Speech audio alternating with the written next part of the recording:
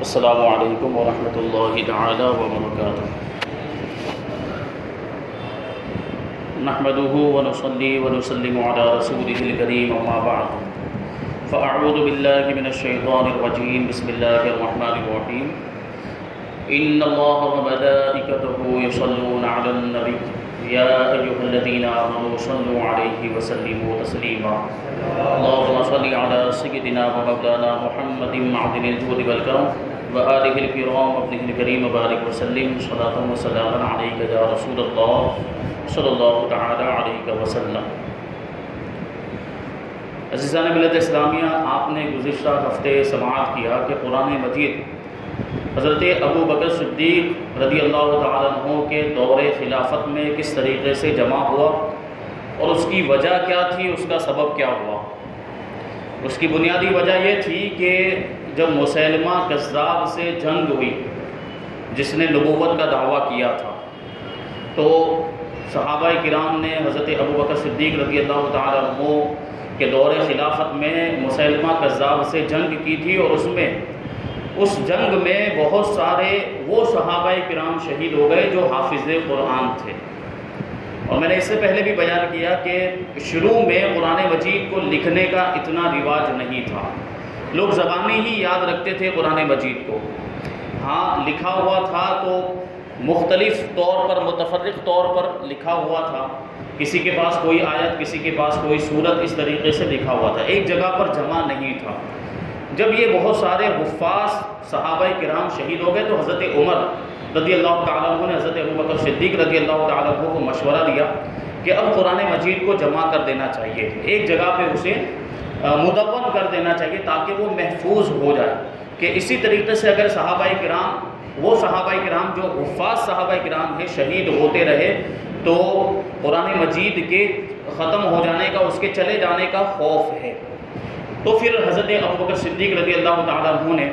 وہ پورا واقعہ بیان کیا گیا کہ اس کو جمع کیا قرآن مجید کو، اور ایک ایک صورت ایک ایک الگ صحیفے میں اور ایک الگ رسالے کی شکل میں تھی، ایک ایک صورت،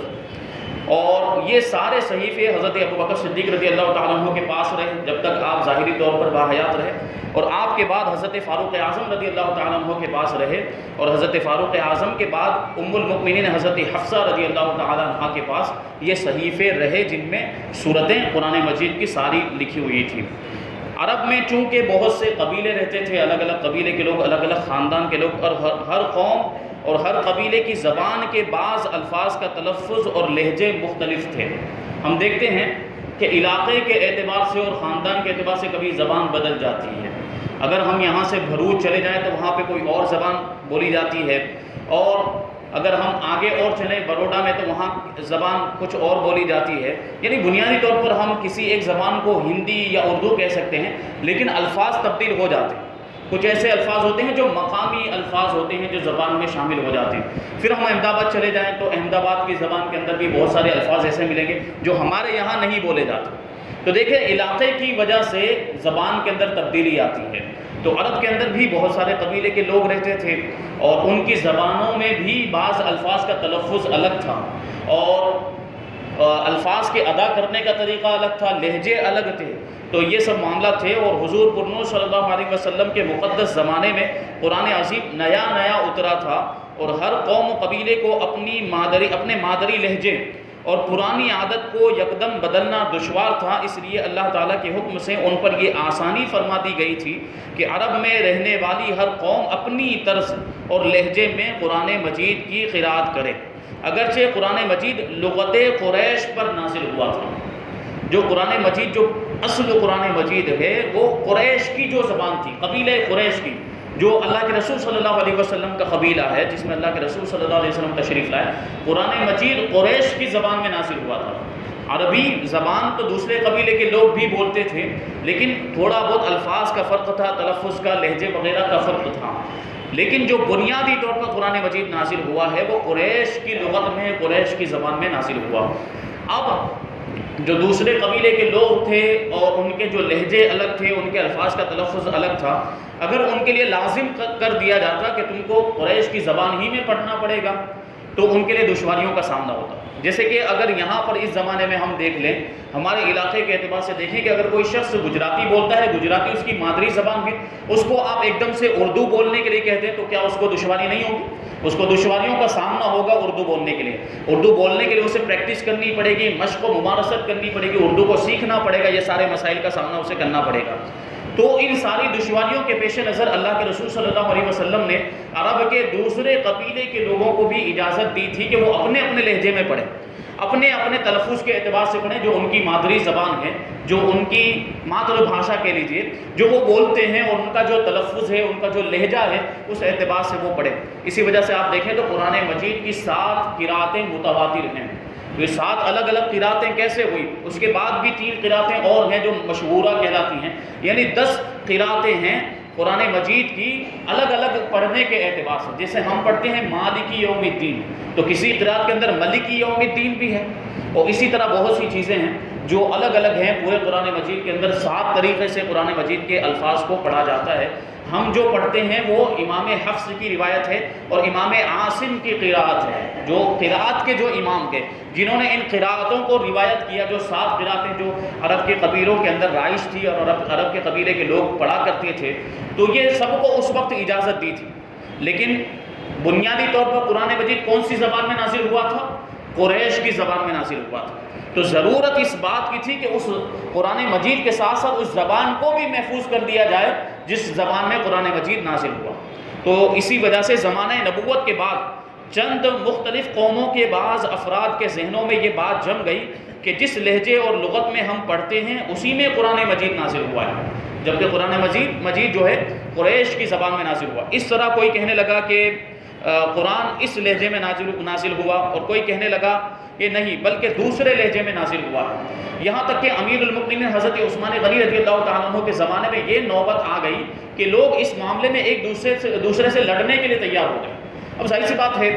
ہر قبیلے کا شخص یہ چاہے گا کہ اس کو یہ فضیلت مل جائے کہ قرآن مجید اس کی زبان میں نازل ہوا ہے، تو ہر کوئی یہ ثابت کرنے کی کوشش میں تھا کہ قرآن مجید ہمارے قبیلے کے لہجے میں نازل ہوا ہے، ہمارے قبیلے کی زبان میں نازل ہوا، تو ہر کوئی اس بات کو ثابت کرنے میں تھا، اور اسی معاملات کو اس طرح کے معاملات کو لیتے ایک دوسرے کے درمیان جھگڑے تک کی نوبت آ گئی حضرت عثمان غنی رضی اللہ تعالیٰ عنہ کے زمانے میں۔ جب امیر المؤمنین حضرت عثمان غنی رضی اللہ تعالیٰ عنہ کو اس بات کی خبر پہنچی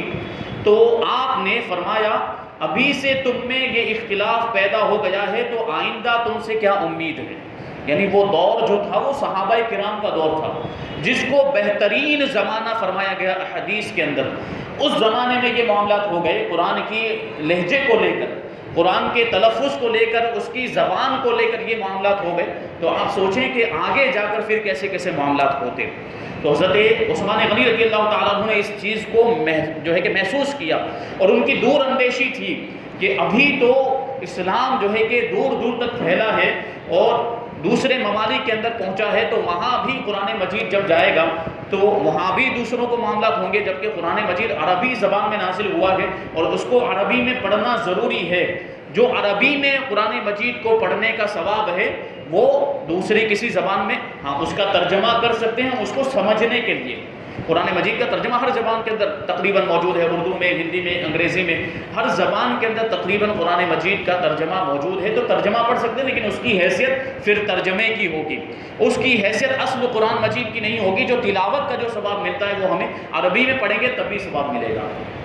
تو اس بات کو حضرت عثمان غنی رضی اللہ تعالیٰ عنہ نے محسوس کیا اور ارشاد فرمایا کہ ابھی سے تم میں یہ اختلاف پیدا ہو گیا ہے تو آئندہ تم سے کیا امید ہے۔ چنانچہ امیر المؤمنین حضرت علی مرتضیٰ کرم اللہ وجہہ الکریم اور دیگر اکابر بڑے بڑے صحابہ کرام کے مشورے کے مطابق یہ طے پایا کہ اب ہر قوم کو اس کے لب و لہجے کی اجازت میں مصلحت نہ رہی، بلکہ اس سے فتنہ اٹھ رہا ہے، لوگوں میں اختلاف ہو رہا ہے، لڑائی جھگڑا ہو رہا ہے، لہٰذا پوری امت کو خاص لغت قریش پر جس میں قرآن مجید نازل ہوا ہے جمع کر دینا اور باقی لغتوں سے باز رکھنا چاہیے۔ اور حضرت ابوبکر صدیق رضی اللہ تعالیٰ عنہ نے جو صحیفے جمع فرمائے تھے وہ ام المؤمنین حضرت حفصہ رضی اللہ تعالیٰ عنہا سے منگوا کر ان کی نقلیں لی جائیں اور تمام صورتیں ایک مصحف میں جمع کر دی جائے، ایک کتابی شکل میں جمع کر دی جائیں، پھر وہ مصاحف اسلامی شہروں میں بھیج دیے جائیں اور سب کو حکم دیا جائے کہ وہ اسی لہجے کی پیروی کریں اور اس کے خلاف اپنے اپنے طرز ادا کے مطابق جو صحائف یا مصاحف بعض لوگوں نے لکھے تھے فتنہ ختم کرنے کے لیے، وہ تلف کر دیے گئے، یعنی ان کو دفنا دیا گیا، ان کو مٹا دیا گیا جو دوسرے لہجوں میں لکھے گئے تھے۔ چنانچہ اسی درست رائے کی بنا پر امیر المؤمنین حضرت عثمان غنی رضی اللہ تعالیٰ عنہ نے ام المؤمنین حضرت حفصہ رضی اللہ تعالیٰ عنہ سے وہ صحائف منگوائے، وہ صحیفے جس میں صورتیں لکھی ہوئی تھی حضرت ابو بکر کے زمانے میں، اور ان کی نقلیں تیار کر کے ان کی کاپیز تیار کی گئی اور تمام شہروں میں بھیج دی گئی۔ جو اس وقت اسلامی حکومت میں جہاں جہاں اسلامی حکومت پہنچ چکی تھی، وہاں جتنے بھی بڑے بڑے شہر تھے، سارے شہروں کے اندر ان کو لکھ کر ان کی نقلیں تیار کر کے قرآن مجید کو ایک کتابی شکل میں، جو صورتیں مختلف طور پر تھیں ان کو ایک ساتھ میں جمع کر کے وہ سارے شہروں میں بھیج دیا گیا۔ اسی عظیم کام کی وجہ سے امیر المؤمنین حضرت عثمان غنی رضی اللہ تعالیٰ عنہ کو جامع القرآن کہا جاتا ہے، یعنی قرآن کو جمع کرنے والا، قرآن کو ایک کتابی شکل میں محفوظ کرنے والا، کیونکہ اس سے پہلے بھی قرآن مجید کو حضرت ابوبکر صدیق رضی اللہ تعالیٰ عنہ کے زمانے میں محفوظ کیا گیا، مدون کیا گیا، لیکن وہ اس طرح ایک کتاب کی شکل میں نہیں تھا، ایک مصحف کی شکل میں نہیں تھا۔ یہ حضرت عثمان غنی رضی اللہ تعالیٰ عنہ کے زمانے میں ہوا، آپ کی کوششوں سے ہوا۔ اب یہاں سے تفسیر قرآن کی تاریخ بیان کی جا رہی ہے کہ تفسیر قرآن تقریباً 4 ادوار پر مشتمل ہے، یعنی اس کے 4 دور ہیں تفسیر قرآن کے۔ قرآن کی تفسیر یعنی قرآن کے مطلب کو بیان کرنا، قرآن کے معانی کی وضاحت کرنا، اس کی گہرائیوں کو بیان کرنا، اس کے اسرار و رموز کو بیان کرنا، اسی کو قرآن مجید کی تفسیر کہا جاتا ہے۔ تو اس کے 4 دور ہیں، 4 الگ الگ زمانے ہیں۔ وہ پہلا دور قرآن مجید روشن عربی زبان میں اور لغت عرب کے اسلوب اور بیان کے مطابق نازل ہوا،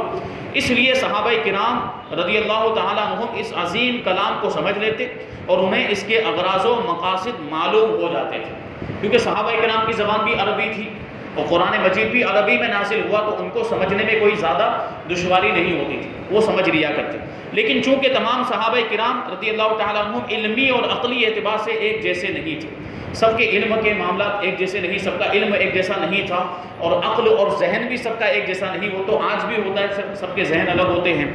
بلکہ علم و فہم کے لحاظ سے ان کے مراتب میں بڑا فرق تھا۔ اس لیے جب کسی صحابی رضی اللہ تعالیٰ عنہ کو قرآن مجید کے کسی لفظ کے معنی سمجھنے میں دشواری ہوتی تو وہ بارگاہ رسالت صلی اللہ علیہ وسلم میں حاضر ہو کر عرض کر دیتے، اور حضور پرنور صلی اللہ علیہ وسلم اس کے معنی بیان فرما کر ان کی تشفی فرما دیتے، کیونکہ اللہ کے رسول صلی اللہ علیہ وسلم ظاہری طور پر دنیا میں تشریف فرما تھے، تو اب کسی اور سے پوچھنے کی ضرورت ہی نہیں تھی۔ قرآن مجید جن پر نازل ہوا ہے وہ موجود ہیں، تو کسی اور سے کیوں پوچھا جائے، انہی سے کیوں نہ پوچھا جائے۔ تو جب صحابہ کرام کو کسی بھی لفظ کا معنی سمجھنے میں، مطلب سمجھنے میں دشواری ہوتی تو وہ فوراً اللہ کے رسول کی بارگاہ میں حاضر ہو جاتے، آپ سے پوچھ لیا کرتے، اور اللہ کے رسول صلی اللہ علیہ وسلم اس کا جواب دیتے اور اس کا معنی اور مطلب بیان فرما دیتے۔ اسی طرح بعض اوقات سید المرسلین صلی اللہ علیہ وسلم خود ہی قرآنی آیات کے معنی بیان فرما دیتے، اور یہی وہ دور ہے جس میں قرآن مجید کی تفسیر بیان کرنے کی ابتدا ہوئی۔ کیا مطلب ہوا کہ اللہ کے رسول صلی اللہ علیہ وسلم نے خود بعض آیتوں کے اور بعض الفاظ کی تفسیر بیان کی ہے، یہ پہلا دور ہے۔ اسی مرحلے میں سب سے پہلے قرآن مجید کی تفسیر، اس کے معنی اللہ تعالیٰ نے اپنے حبیب صلی اللہ علیہ وسلم سے بیان فرمائے، کیونکہ اللہ تعالیٰ نے اپنے کلام کی مراد کو سب سے زیادہ جانتا ہے۔ ابھی ہم دیکھ لیں، ہم جو بول رہے ہیں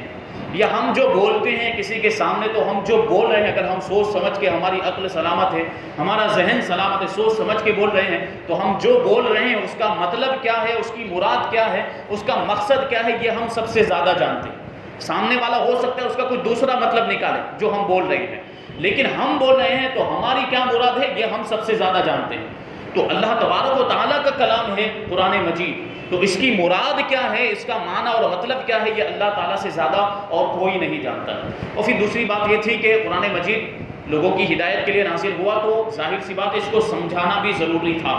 اس کی مراد کیا ہے، اس کا مقصد کیا ہے وہ بتانا بھی ضروری تھا۔ اس لیے اللہ تبارک و تعالیٰ نے اس کی مراد کو، اس کے معنی اور مطلب کو اور اس کے مقاصد کو سب سے پہلے اللہ کے رسول صلی اللہ علیہ وسلم کو سکھایا اور ان کو بتایا، اور اس کے بعد تاجدار رسالت صلی اللہ علیہ وسلم نے صحابہ کرام کے سامنے قرآن عظیم کی تفسیر بیان فرمائی۔ اللہ تعالیٰ اپنے حبیب صلی اللہ علیہ وسلم کے اس منصب کو بیان کرتے ہوئے فرماتا ہے وَأَنزَلْنَا إِلَيْكَ الذِّكْرَ لِتُبَيِّنَ لِلنَّاسِ مَا نُزِّلَ إِلَيْهِمْ، کہ اے حبیب ہم نے تمہاری طرف یہ قرآن نازل فرمایا تاکہ تم لوگوں سے وہ بیان کر دو جو ان کی طرف نازل کیا گیا ہے، یعنی جو احکام قرآن مجید کے اندر نازل کیے، جو لوگوں کی ہدایت اور رہنمائی کی باتیں قرآن مجید کے اندر جو بیان کی گئی وہ لوگوں تک پہنچانا بھی ضروری تھا۔ تو قرآن مجید اللہ تبارک و تعالیٰ نے اس کے مقاصد اور مطالب کے ساتھ، اس کی مراد کے ساتھ اللہ تعالیٰ نے ہمارے آقا کو سکھا دیا۔ اور ارشاد فرماتا ہے هو الذی بعث فی الأمیین رسولا منہم یتلو علیہم آیاتہ ویزکیہم ویعلمہم الکتاب والحکمہ وإن کانوا من قبل لفی ضلال مبین۔ وہی اللہ ہے جس نے ان پڑھوں میں انہی میں سے ایک رسول بھیجا جو ان کے سامنے اللہ کی آیتیں تلاوت فرماتا ہے اور انہیں پاک کرتا ہے اور انہیں کتاب اور حکمت کا علم عطا فرماتا ہے۔ کتاب یعنی قرآن مجید۔ اور بے شک وہ اس سے پہلے ضرور کھلی گمراہی میں تھے، یعنی قرآن مجید کے نازل ہونے سے پہلے، اسلام کے آنے سے پہلے جو لوگ تھے وہ کھلی گمراہی میں تھے کہ بتوں کی پوجا کیا کرتے تھے، شرک میں مبتلا تھے، طرح طرح کے گناہوں میں مبتلا تھے۔ قرآن مجید نے آنے کے بعد یہ بتایا کہ ایک خدا کی عبادت کرنی چاہیے، شرک کرنا یہ سب سے بڑا گناہ ہے اور شرک کی کوئی معافی بھی نہیں ہے، اور توحید کا درس دیا۔ اللہ کے رسول صلی اللہ علیہ وسلم نے لوگوں کو ایک خدا کی طرف بلایا۔ تو یہ پہلا دور تھا جس میں خود اللہ کے رسول صلی اللہ علیہ وسلم نے قرآنی آیتوں کی تفسیر بیان کی، لیکن پورے قرآن مجید کی تفسیر بیان نہیں کی کہ ایک طرف سے لے کر پورے قرآن، بلکہ جیسی جیسی ضرورت ہوئی، جیسے جیسے لوگوں نے سوال کیے، اس کے اعتبار سے اللہ کے رسول صلی اللہ علیہ وسلم نے مختلف آیتوں کی تفسیریں بیان کی، اور جیسی ضرورت ہوئی، جیسا واقعہ پیش آیا، جہاں ضرورت محسوس کی کہ قرآن کی آیت کی تفسیر خود ہی بیان کرنی چاہیے، تو اللہ کے رسول صلی اللہ علیہ وسلم نے بعض مواقع پر خود ہی چند آیتوں کی تفسیر بیان کی ہے۔ یہ پہلا دور تھا۔ اب دوسرا دور، جب سرکار دو عالم صلی اللہ علیہ وسلم نے وصال فرمایا تو صحابہ کرام رضی اللہ تعالیٰ عنہم کا مقدس زمانہ آیا۔ یہ وہ مبارک ہستیاں ہیں جنہوں نے براہ راست ڈائریکٹ بارگاہ رسالت صلی اللہ علیہ وسلم سے قرآن عظیم کی تعلیم حاصل کی ہے۔ کسی اور سے انہوں نے نہیں پڑھا، بلکہ خود اللہ کے رسول صلی اللہ علیہ وسلم سے انہوں نے قرآن مجید کی تعلیم حاصل کی۔ ان میں سے بعض صحابہ کرام ایسے تھے جنہوں نے اس کام کے لیے اپنی پوری زندگی وقف کر دی تھی۔ انہوں نے اہل زبان ہونے اور نزول قرآن کے ماحول سے پوری طرح واقف ہونے کے باوجود اپنی زبان دانی پر بھروسہ نہیں کیا۔ ان کی زبان عربی ہی تھی جو قرآن کی بھی زبان کے،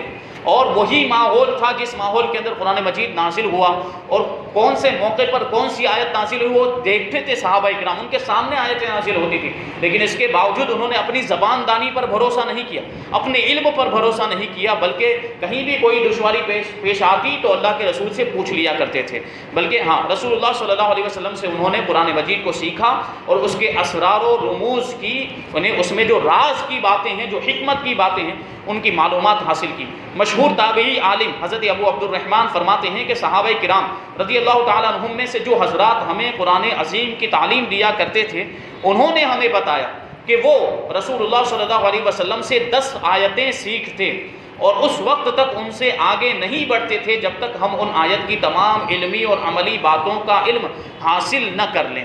یعنی کیا ہوتا کہ 10 تک محدود رہتے اور 10 آیتوں کی پہلے پوری تفسیر معلوم کر لیتے، 10 آیتوں کے پورے معنی اور مطالب کو، مقاصد کو اور اس کی مراد کو معلوم کر لیتے، اس کے بعد باقی کی دوسری 10 آیتیں وہ یاد کرتے تھے۔ یہ ان کا طریقہ تھا قرآن مجید کی تفسیر کو یاد کرنے کا، اس کو سیکھنے کا۔ حضرت انس رضی اللہ تعالیٰ عنہ فرماتے ہیں کہ جب کوئی شخص نبی کریم صلی اللہ علیہ وسلم سے سورہ بقرہ اور سورہ آل عمران پڑھ لیتا تو وہ ہماری نظروں میں بہت قابل احترام ہو جاتا تھا، کیونکہ اس زمانے میں معاملہ کیا تھا کہ جس کو جتنا زیادہ قرآن مجید یاد ہوتا وہ اتنا ہی بڑا عالم مانا جاتا تھا، کیونکہ قرآن مجید آج کے زمانے کی طرح نہیں کہ صرف یاد کر لیا بس۔ اب قرآن کے اندر کیا ہے، اس کا مطلب کیا ہے، اس کا ترجمہ کیا ہے، اس کی تفسیر کیا ہے،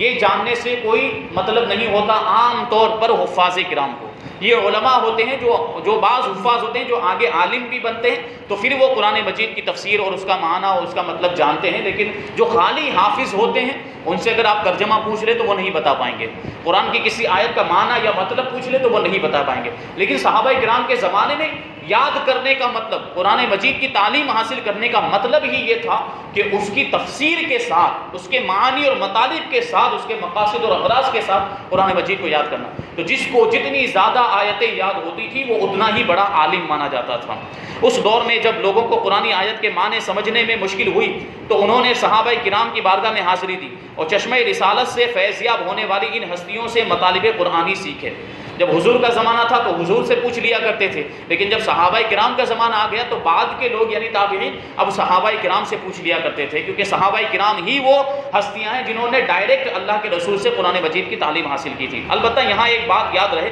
کہ نہ تو نبی کریم صلی اللہ علیہ وسلم نے پورے قرآن مجید کی تفصیل بیان فرمائی اور نہ ہی صحابہ کرام نے مکمل قرآن مجید کی تفسیر ذکر کی، بلکہ ان کی تفسیر کا محور کسی لفظ کی وضاحت یعنی ایک لفظ کا معنی بیان کر دیا یا لغت سے استشہاد کہ ڈکشنری کے اندر اس لفظ کا معنی کیا ہوتا ہے، یہ شان نزول کا بیان، یعنی شان نزول کا مطلب کہ کسی آیت کا بیک گراؤنڈ بیان کر دیا کہ یہ آیت کریمہ کب نازل ہوئی، اس آیت کے نازل ہونے کا مقصد کیا تھا، اس کو بولتے ہیں شان نزول۔ اور ناسخ و منسوخ وغیرہ کا ذکر کیا۔ اب قرآن مجید کے اندر بہت سی ایسی آیتیں ہیں جو ایک خاص زمانے کے لیے نازل ہوئی، جو حکم اس کے اندر بیان کیا گیا وہ حکم ایک خاص زمانے کے لیے تھا، پھر وہ حکم ختم کر دیا گیا اور دوسرا حکم نازل ہو گیا۔ جیسے قرآن مجید کے اندر ہے کہ کتب علیکم الصیام کما کتب علی الذین من قبلکم، کہ تم پر روزے فرض کیے گئے جیسے اگلی قوموں پر فرض کیے گئے تھے۔ اور اسلام سے پہلے جتنی قومیں ہیں ان کے روزوں کا معاملہ یہ تھا کہ رات کو بھی روزہ رکھنا پڑتا تھا، یعنی پورے 24 گھنٹے کا ان کا روزہ، صرف مغرب سے لے کر عشاء کے درمیان وہ کھا پی سکتے تھے، باقی پورے دن کا ان کو روزہ رکھنا پڑتا تھا۔ تو پہلے یہ حکم نازل ہوا، لیکن بعد میں اس حکم کو منسوخ کر دیا گیا۔ اللہ تبارک و تعالیٰ نے ارشاد فرمایا ثم اتموا الصیام الی اللیل، کہ اپنے روزوں کو رات آنے سے پہلے مکمل کر لیا کرو، یعنی غروب آفتاب کے وقت روزہ کھول دیا کرو۔ ابھی ہم اسی پر عمل کر رہے ہیں، تو اس کا مطلب یہ ہے کہ جو پہلی والی آیت ہے کہ جس میں یہ ذکر کیا گیا کہ تم پر روزے فرض کیے گئے، اسی طریقے سے فرض کیے گئے جس طریقے سے پہلی قوموں پر پہلی امتوں پر فرض کیے گئے تھے، یعنی پورا دن روزہ رکھنا تھا، چند جو ہے کہ ساعتوں کو چھوڑ کر وہ حکم جو تھا وہ منسوخ ہو گیا۔ اب بعد میں جو حکم آیا وہ یہ تھا کہ مغرب سے پہلے غروب آفتاب کے وقت روزے کو کھول لینا ہے۔ تو ناسخ و منسوخ وغیرہ کا ذکر ہوا کرتا تھا، صحابہ کرام جو تفسیر بیان کرتے، اور اس کی ایک بڑی وجہ یہ تھی کہ وہ خود اہل زبان تھے، یعنی ان کو زیادہ کھول کر بیان کرنے کی ضرورت نہیں تھی۔ وہ آیتیں جس میں گہرائی ہوتی، وہ آیتیں جس میں کچھ بتانے کی ضرورت ہوتی، اسی میں وہ کچھ جو ہے کہ وضاحت کیا کرتے تھے اور تفصیل بیان کرتے تھے۔ اور لغت عرب کے اسلوب و بیان سے صحابہ کرام پوری طرح واقف تھے، اس لیے انہیں پورے قرآن مجید کی تفسیر کی حاجت نہیں تھی، کیونکہ پورا قرآن مجید بعض آیتیں بہت آسان ہیں جن کا معنی سمجھنے کے لیے کوئی دشواری نہیں، تو جو عربی زبان بولتا سمجھتا ہے اس کے لیے تفسیر کی کوئی حاجت نہیں ہے۔